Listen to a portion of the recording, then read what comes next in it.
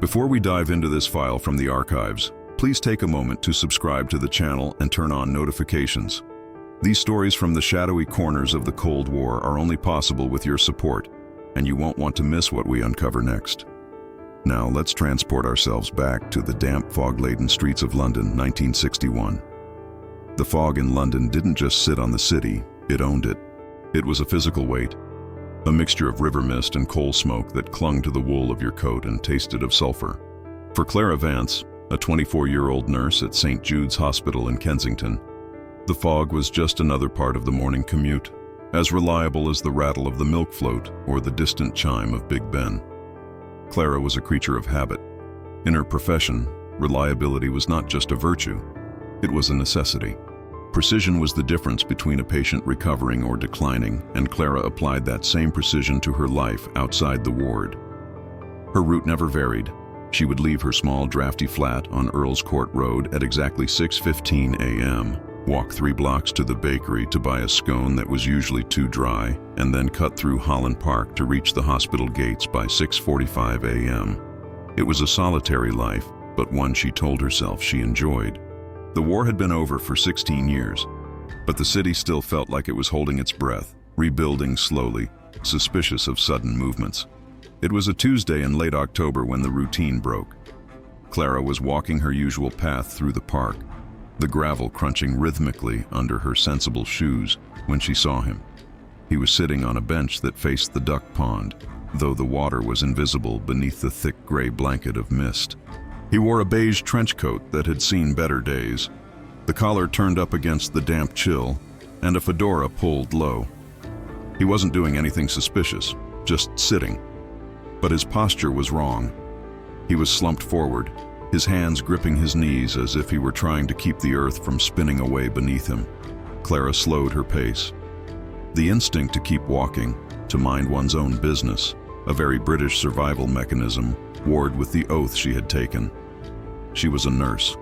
Suffering, even in a stranger on a park bench, was a siren call she couldn't ignore. She took a step closer.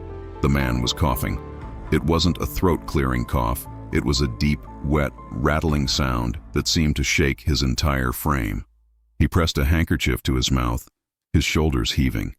"Excuse me?" Clara said, her voice cutting through the damp morning air. "Sir, are you quite all right?" The man froze. He didn't look up immediately. He took a moment to compose himself, shoving the handkerchief quickly into his deep coat pocket. When he finally turned his head, Clara saw a face that was lined with exhaustion. He was older, perhaps in his late 50s, with steel gray hair and eyes that were alert, intelligent, but swimming with fatigue. "I am fine, miss," he said. His voice was raspy, carrying a faint accent she couldn't quite place. It wasn't German, certainly not French. It sounded Eastern, perhaps Polish or Czech, the kind of accent common in London among the refugees who had stayed after the war. "Just a touch of the damp. It gets into the bones."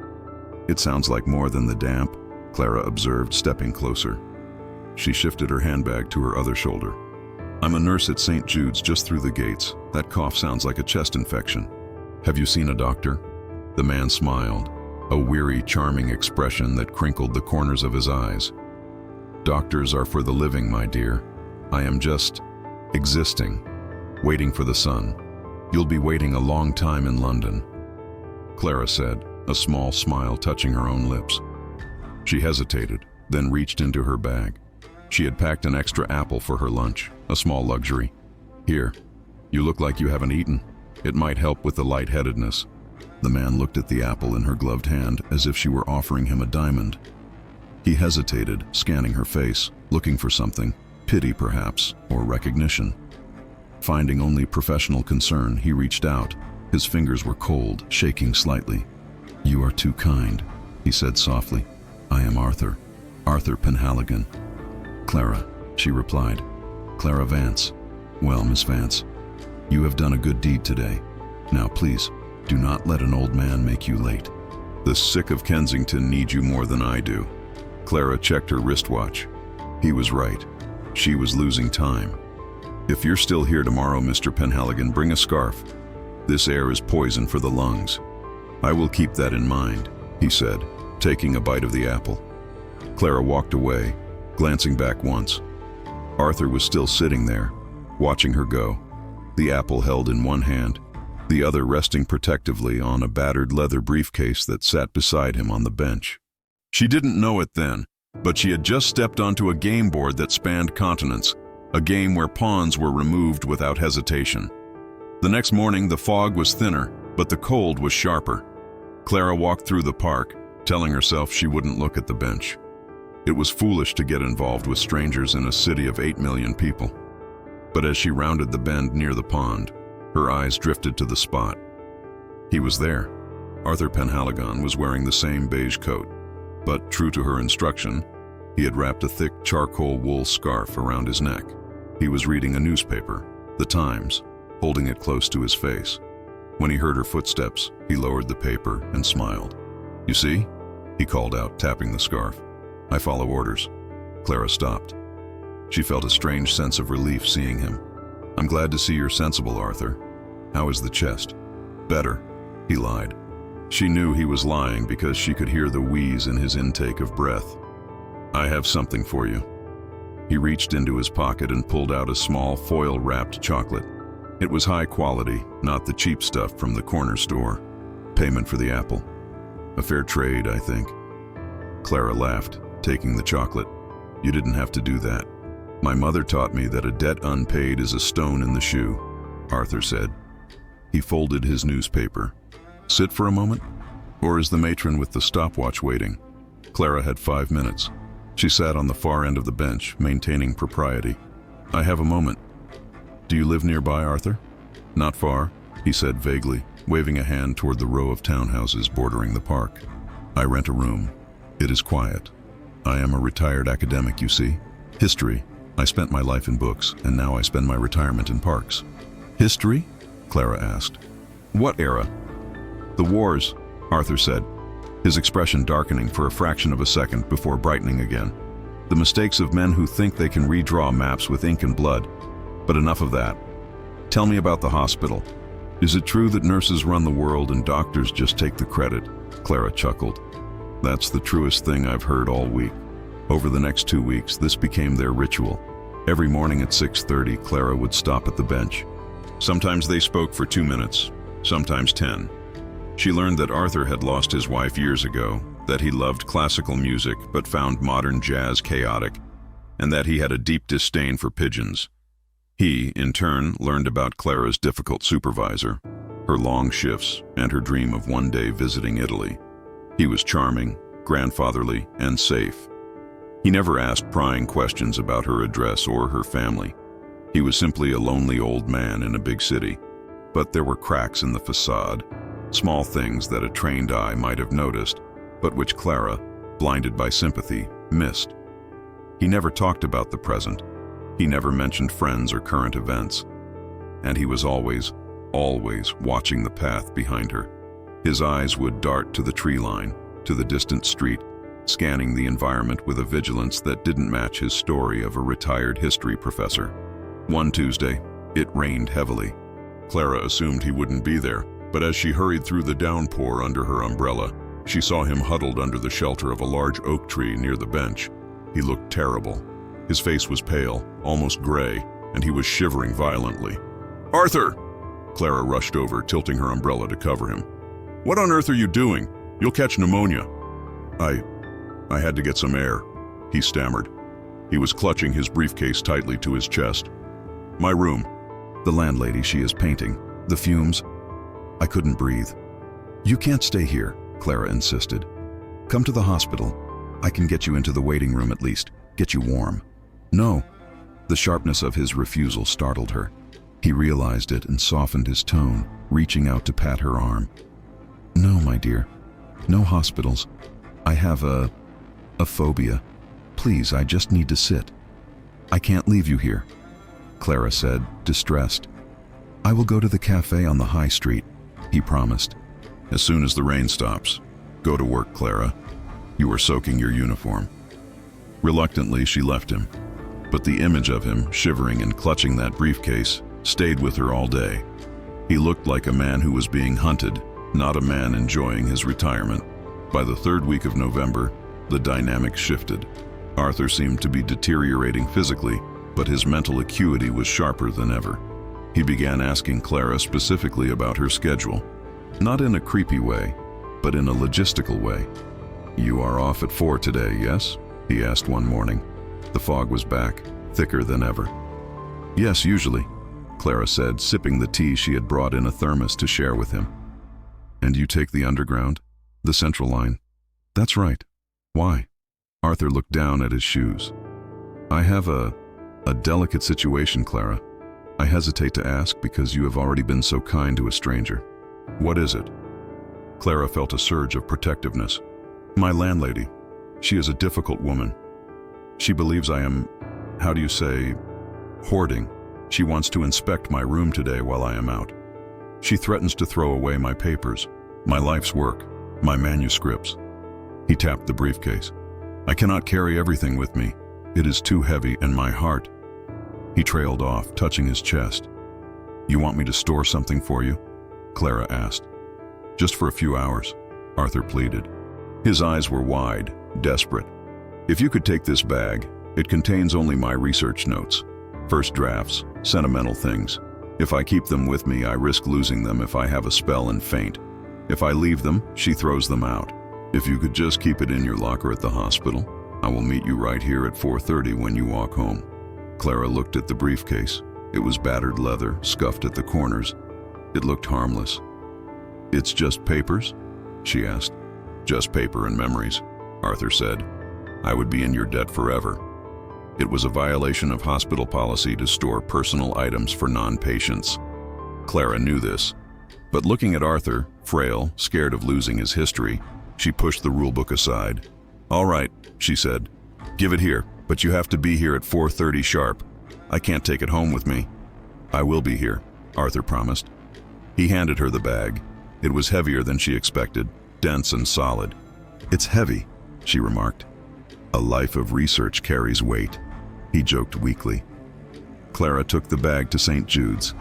She walked past the security guard, old Mr. Henderson, who barely looked up from his crossword puzzle. She went to the nurse's changing room, opened her tall metal locker, and shoved Arthur's briefcase to the bottom, covering it with her street coat. Throughout her shift, she felt a buzz of anxiety. Every time the matron walked by, Clara felt sure she knew. But nothing happened.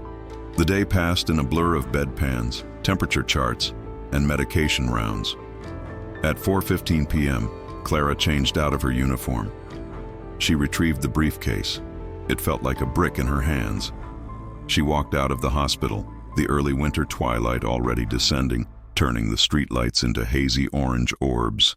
She reached the park bench at 4:25. She waited. 4:30 came and went.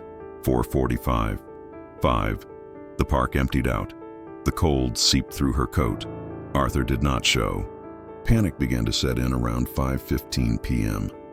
Clara sat alone on the damp bench, the heavy briefcase on her lap. Had he collapsed? Was he in a hospital? Or worse, had he died in that room he hated so much? She realized with a jolt that she didn't know his address. He had never told her. She didn't know his doctor. She didn't even know if Arthur Penhaligon was his real name. She had never seen identification. She was sitting in a dark park with a stranger's possessions and no way to contact him. "Stupid," she whispered to herself. "Stupid girl." She couldn't leave the bag on the bench. If it really contained his life's work, abandoning it would be cruel. She decided to take it home. She would bring it back tomorrow morning. Surely he would be there then, full of apologies. She took the tube home, the briefcase resting on her knees. She felt eyes on her. A businessman in a bowler hat seemed to stare at the bag. A teenager chewing gum looked at it. Clara pulled her coat tighter, feeling a strange, irrational sense of guilt.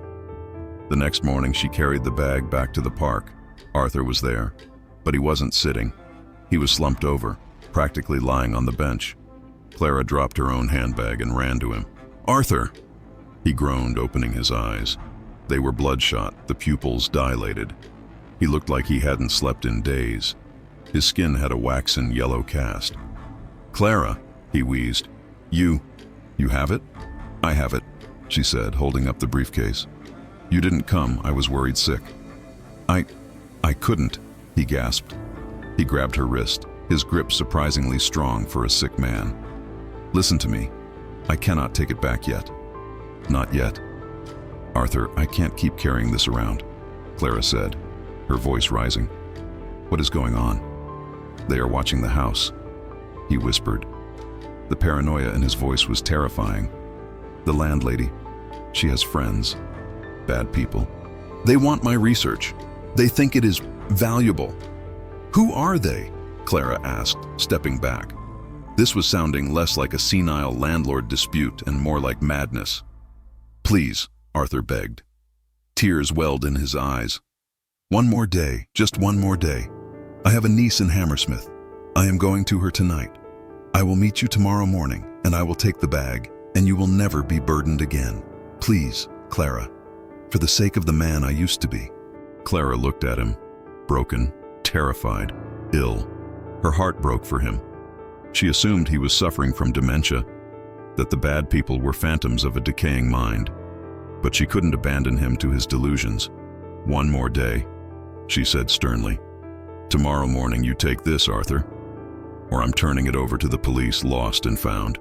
At the word police, Arthur flinched. A genuine spasm of fear crossed his face.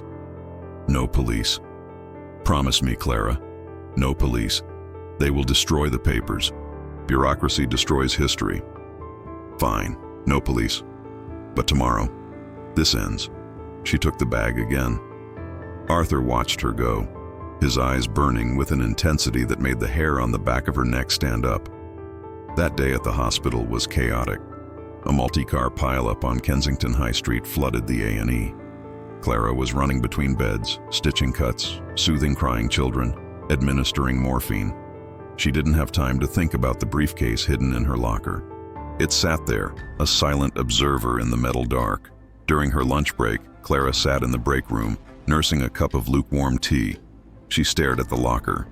Curiosity, that dangerous cat, began to scratch at the door of her mind.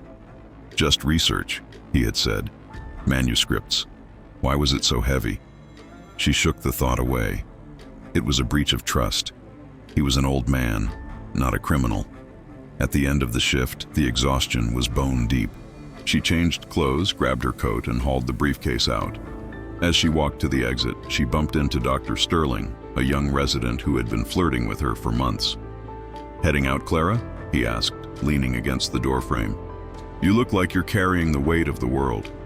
Just laundry, Clara lied smoothly. The lie tasted sour. She had never lied to Dr. Sterling before. And some books. Here, let me help you to the gate, he offered, reaching for the handle. No. Clara pulled the bag back sharply. Dr. Sterling looked surprised, his hands raised in surrender. All right, independent woman, I get it. Have a good night, Clara. She walked out, her heart hammering. Why had she reacted like that? It was just papers. Why was she acting like she was smuggling contraband? She went home. Her flat was cold. She put the shilling in the meter for the heater and set the briefcase on her kitchen table. It sat there, incongruous against the floral tablecloth. She made toast. She drank tea. She listened to the wireless. But her eyes kept drifting back to the leather bag. They want my research, Arthur had said. They think it is valuable. If it was valuable, shouldn't she know what she was protecting? If he had dementia, maybe he had packed away his life savings or family heirlooms. If something happened to it, she would be responsible. Just a peek, she whispered to the empty room, just to make sure it's not rotting food or money. She reached for the clasps. They were brass, tarnished with age. She pressed the release buttons. With a heavy clack-clack, the latches sprang open. Clara took a breath and lifted the lid. The smell hit her first. It was the smell of old paper, developing fluid, and something metallic. The briefcase was packed tight. There were no loose handwritten manuscripts. There were no journals of a retired history professor. On top lay a series of manila envelopes, sealed with red wax string. Beneath them were stacks of photographs, black and white, bound with rubber bands. And at the bottom, nestled in a cutout of foam, was a small, sleek black device that looked like a camera, but smaller than any camera Clara had ever seen sold in shops. Clara's hands trembled as she reached for the first envelope. She shouldn't. She really shouldn't. But the adrenaline was already in her system. She unwound the string and slid the contents out. Paper. Thick, high-quality bond paper.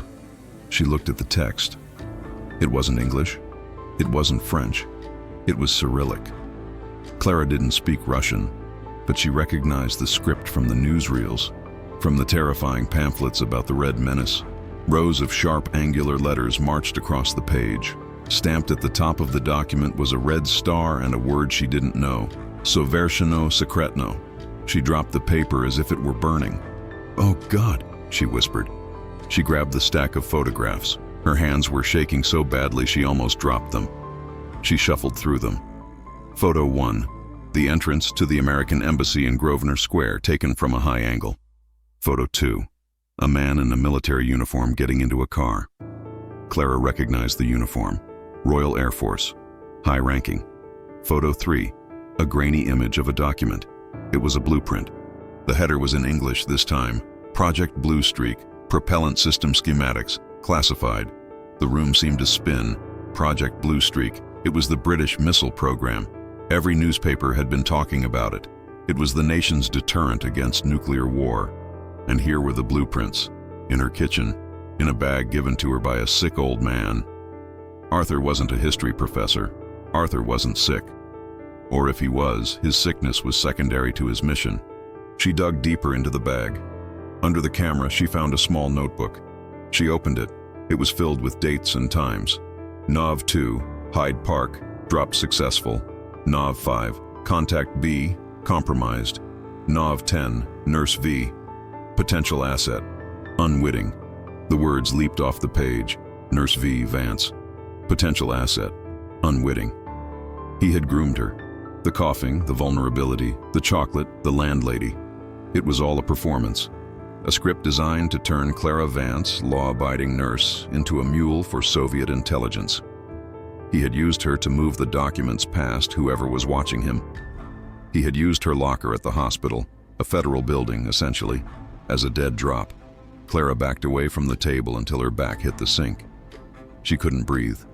The walls of her small flat felt like they were closing in. She was holding treason in a leather bag. If the police found this, she would go to prison. They wouldn't believe her. A nice old man gave it to me on a park bench. It sounded like the worst lie in history. She had violated hospital protocol. She had lied to Dr. Sterling. She had concealed evidence. She was an accessory to espionage. A knock at the door made her scream. It was a sharp, authoritative rap. 3 knocks. Pause. 2 knocks. Clara froze. She stared at the door. She looked at the open briefcase. The Russian documents spilled across her floral tablecloth. The knock came again, louder. "Miss Vance?" a voice called out. It wasn't Arthur. It was a deep, flat voice. "Miss Vance, this is the police. Open the door." Clara's mind raced. The police, already? How did they know? Unless they had been watching Arthur. Unless they had been watching her. She looked at the back window. It led to the fire escape. She had 2 choices. Open the door and pray they believed her, or grab the bag and run. The police knocked again, and the doorknob began to turn. Clara stared at the turning doorknob. Her life, previously defined by starching uniforms and checking pulses, fractured into 1,000 terrified shards. "Miss Vance!" the voice boomed. "We know you're in there. Open up or we'll force entry." Panic is a strange chemical. Sometimes it freezes you. Sometimes it clarifies the world into brilliant, high-contrast focus. For Clara, the world slowed down. She looked at the documents. If she opened the door, she was caught red-handed. Even if these were real police, she would be arrested.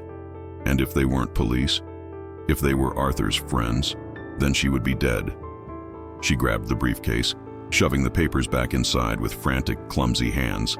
She snapped the latches shut. She didn't think. She reacted. She grabbed her coat, threw the window sash up, and scrambled out onto the iron fire escape just as the front door of her flat splintered inward with a deafening crash. The cold night air hit her like a slap. Rain was falling again, slicking the metal grates of the fire escape. Clara scrambled down the ladder, the heavy briefcase banging against her hip. Above her, she heard shouting, "Clear the rooms!" She went out the back. A beam of light sliced through the darkness, missing her by inches. Clara didn't look up. She dropped the last few feet into the alleyway, landing hard on her ankle. Pain shot up her leg, but she bit back a cry and ran. She ran through the labyrinth of alleyways behind Earl's Court. She knew these streets. She had walked them for 3 years. She stuck to the shadows, avoiding the pools of yellow light from the street lamps. Every car engine sounded like a pursuit vehicle. Every distant siren sounded like it was coming for her. She emerged onto a busy street near the underground station. She slowed to a walk, forcing herself to breathe. Don't look guilty. Don't run. She was a nurse. She was respectable. She pulled her coat tight, hiding the briefcase against her body. She needed a plan. She couldn't go to the police station. What if the men at her door were the police? She couldn't go back to the hospital. She was walking around London with a nuclear secret and nowhere to go. Paranoia set in. The man buying a newspaper. Was he watching her? The woman walking the poodle. Why was she looking at Clara's shoes? The world had become a stage, and everyone was an actor in a play she didn't understand. She ducked into a telephone box. It smelled of stale tobacco and wet wool. She fumbled for coins. Who could she call? Her parents were in Leeds. They couldn't help. Her friends were all nurses. Dr. Sterling, David Sterling. He had been a medic in the war before medical school. He had mentioned once over bad cafeteria coffee that he had worked with intelligence in Berlin during the Reconstruction. He was cynical, sharp, and the only person she knew who might understand this madness. She dialed the hospital switchboard. St. Jude's. "Connect me to Dr. Sterling. It's an emergency. This is Nurse Vance." "One moment, dear." The line clicked and hissed. "Sterling here." His voice was tired. "David," Clara whispered. "It's Clara." "Clara, I thought you left. What's wrong? You sound breathless." I'm in trouble, David. Serious trouble. I need help. Not medical help." There was a pause on the line. The tone of his voice shifted from colleague to soldier. "Where are you?" "Earl's Court Station. Outside. Stay off the main road. Go to the diner. Mix. The one with the red awning. Sit in the back. Order a coffee. Don't talk to anyone. I'll be there in 20 minutes.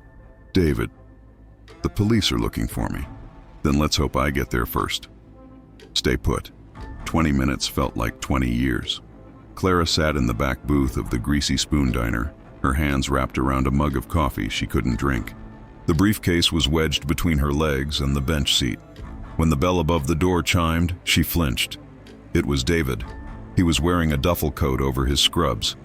He scanned the room, spotted her, and walked over calmly. He didn't look frantic. He looked annoyed, which strangely calmed her. He slid into the booth opposite her. "All right, Clara, you look like you've seen a ghost. Spill it." "Not here," she hissed. "Nobody here cares," David said, glancing at the lorry driver eating eggs at the counter. "But fine, keep your voice down. What did you do?" "I didn't do anything," Clara whispered furiously. "I helped an old man, a sick man in the park. He gave me a bag to hold." She nudged the briefcase with her leg. David looked down, then back up at her. And tonight men kicked down my door claiming to be the police. I opened the bag, David. It's Russian. There are photos of the Blue Streak Project." David's face went rigid. The annoyance vanished, replaced by a cold, hard gravity. He reached under the table and touched the leather of the bag. "You're sure?" he asked quietly. "I saw the stamp. Top secret. Cyrillic letters." David rubbed his face with his hand. "Christ, Clara, you stumbled into a dead drop. The old man. What did he look like?" "Gray hair, trench coat. Coughed a lot. Said his name was Arthur." "Arthur," David scoffed. "Probably Arkady or Victor. He used you as a cutout. A clean skin to hold the goods while the heat was on him." "What do I do?" Clara pleaded. "I can't go to the police. They broke down my door." "If it was the police, they wouldn't have broken it down without announcing themselves properly first.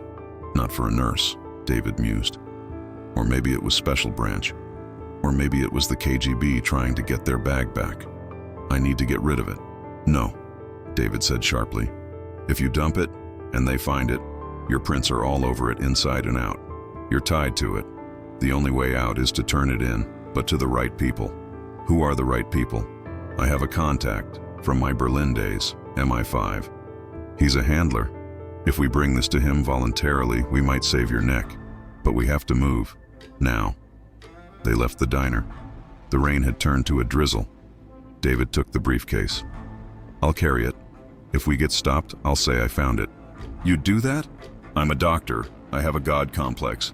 I can argue my way out of anything. He gave her a grim smile. My car is around the corner. As they walked toward David's Morris Minor, a black sedan turned the corner slowly. Its headlights swept over them. Don't look, David commanded. Get in the car. They scrambled in. David started the engine, but the black sedan didn't pass. It stopped double-parked behind them. Two men in heavy coats got out. Hang on, David said. He threw the car into gear, mounted the curb, and drove along the sidewalk for 20 feet before swerving back onto the road, tires screeching. David, Clara screamed. They aren't police, David yelled. Police use sirens. The chase was clumsy and terrifying. They weren't in a movie.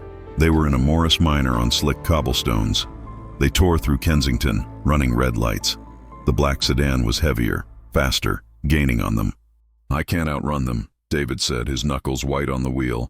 We need to go underground, literally. He slammed on the brakes in front of a tube station entrance. Out, now! They abandoned the car. David grabbed the briefcase and they sprinted down the stairs into the station.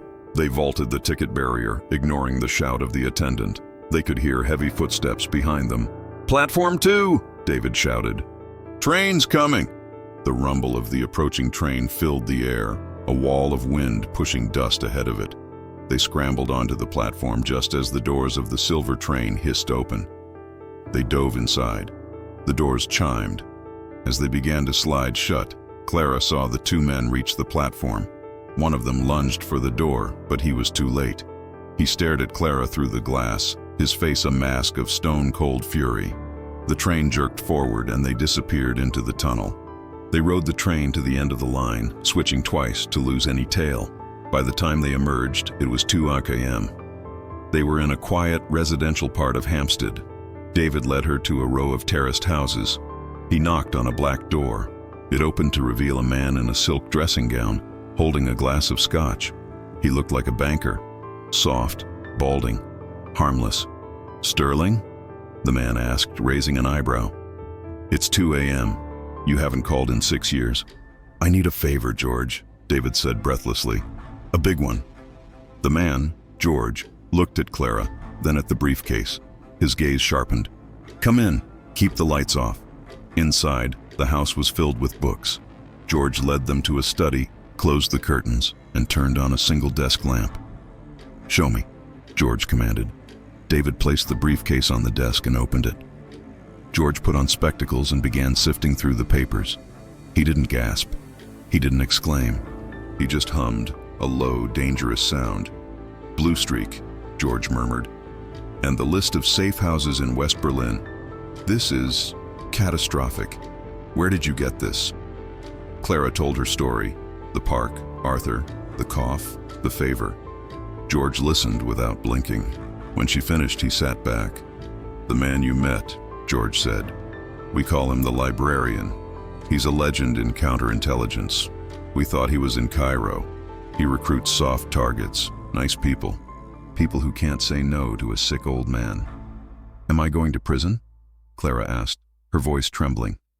Technically, you've committed treason, George said dryly. But you also brought it back. That counts for something. He picked up the telephone. Who are you calling? David asked. My superiors. We have an opportunity here. The librarian doesn't know you've opened the bag, Miss Vance. He thinks you're just a scared nurse running from the police. The men at her door? David started. KGB cleanup crew, George said. They wanted the bag. They failed. Now, the librarian is desperate. He needs these documents to buy his ticket home. He will try to contact you again. George looked at Clara. We can arrest you, Miss Vance. Put you in a cell for 20 years. Or what? Or you can go back to that bench tomorrow morning, with the bag. The plan was madness. Clara argued, cried, and refused. But in the end, the alternative was prison. And beneath the fear, there was anger. Arthur, the librarian, had used her kindness as a weapon. He had invaded her life, threatened her safety, and played her for a fool. "I'll do it," she said finally. The next morning, the fog was back. Clara walked into the park at 6:30 a.m. She wore her uniform. She carried the briefcase.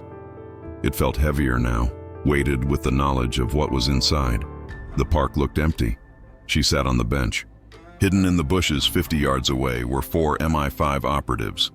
David was in a van on the street, monitoring the radio.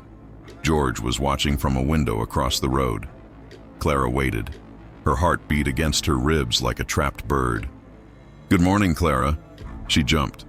Arthur was there. He hadn't come from the path. He had emerged from the thick mist behind the bench. He looked better. The sickly pallor was gone. He stood straight, a revolver half hidden in the pocket of his trench coat. "Arthur," she said. Her voice shook, but she didn't have to fake the fear. "I am sorry about the door," Arthur said smoothly. "My friends, they are enthusiastic. I told them to wait, but they worry." "You lied to me," Clara said. "You aren't a professor." "I am a student of history," Arthur corrected. "And I am making it. Give me the bag, Clara, and you can walk away. You can go back to your bandages and your tea." "Why me?" she asked. She gripped the handle of the bag. She needed to keep him talking. The signal was for her to stand up. "Because you are invisible," Arthur said, his voice cruel now. "You are a nurse. You are the furniture of society. Useful, unnoticed, and you have a need to be needed. It is a fatal flaw. It's called compassion," Clara said. "It is called weakness." Arthur extended his hand. "The bag, now." Clara stood up. "Take it," she said. As Arthur reached for the handle, the world exploded into motion. "Armed police, drop the weapon." Figures burst from the bushes. The mist swirled as men charged. Arthur didn't panic. He spun, raising the gun, not at the police, but at Clara. He was going to kill the witness. Clara threw herself backward over the bench. The gun cracked, a deafening sound in the quiet park. A bullet tore through the wood where she had been standing. Then came a volley of shots from the police. Arthur jerked, his shoulder exploding in red. He dropped the gun and fell to his knees. Men swarmed him, pinning him to the damp earth. Clara lay in the wet grass, gasping for air, staring up at the gray sky. David was there a moment later, pulling her up, checking her for wounds. "Are you hit, Clara?" "I'm fine," she sobbed. "I'm fine." They dragged Arthur away. He didn't look at her. He looked only at the briefcase which lay in the mud, secure in the hands of an MI5 agent. The debriefing took 3 days.